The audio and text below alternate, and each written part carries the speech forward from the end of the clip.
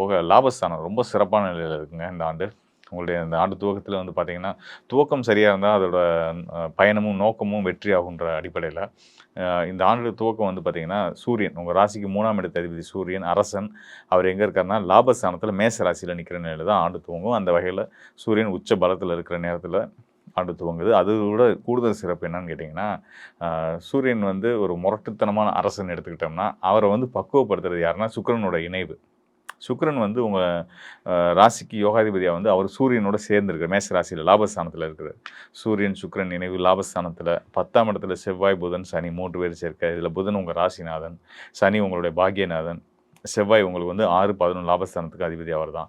So இப்படி அற்புதமான கிரக கோச்சார நிலையோட இந்த ஆண்டு துவங்குறதுனால, இந்த ஆண்டு கண்டிப்பான முறையில மிதுன ராசிக்காரர்களுக்கு உங்கள் எண்ணம் என்னவோ அது ஈடேறக்கூடிய ஒரு அற்புதமான காலம். இந்த காலம் நடந்த இந்த தமிழ் புத்தாண்டு துவங்குனதுலேருந்து ஒவ்வொரு நாளும் உங்களுக்கு இனிப்பான செய்திகள் வந்துகிட்டே தான் இருக்க போகுது.